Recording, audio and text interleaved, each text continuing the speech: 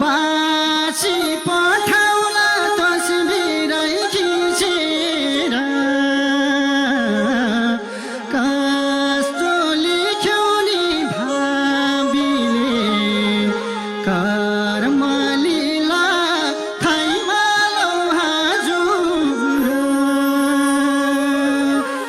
हे बरै दसी धारा पुनः रोए आमा दसी धारा पुनः रोए आमा बासी पठाउला तस्बिरै घिचेर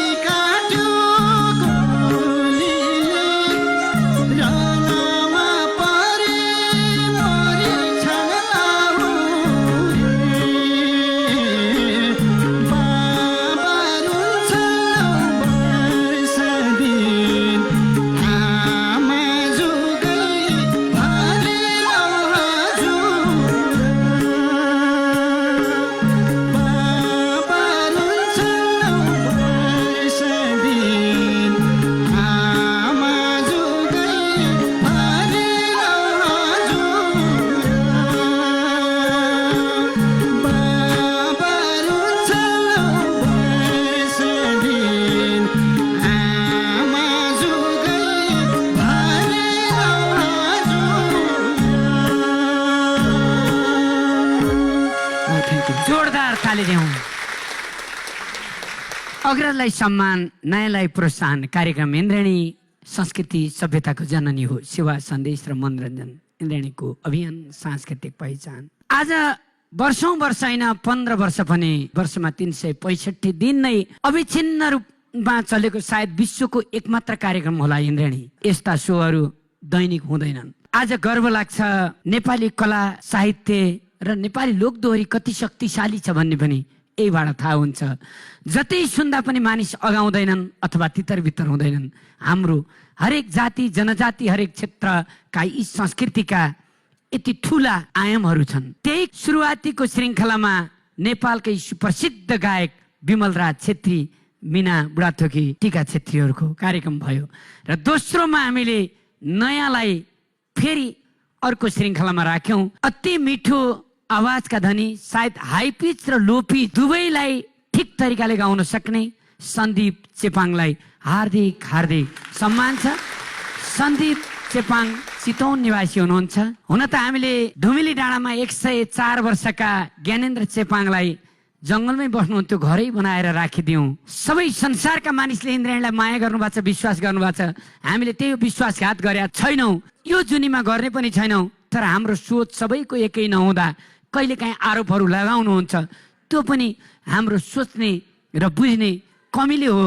त्यो सिङ्गो हामीले मात्रै सुधार्न सक्दैनौँ। सिङ्गो समाज सांस्कृतिक र प्रवृत्तिक रूपबाट जागरण हुन जरुरी छ। आउनुहोस्, आज कार्यक्रम सन्दीप चेपाङसँगै यति मिठो स्वर लिएर आउनु भएको छ। यो आवाजलाई तपाईँले तिखार्नुभयो भने यो आवाजले तपाईँलाई संसारमा लानेछ। तपाईँलाई मात्र लाने छैन, नेपाली लानेछ। चेपाङलाई त्यो सिङ्गो उठाउनेछ हामीले भनेका थियौँ। आज यहाँ आउनु भएको छ।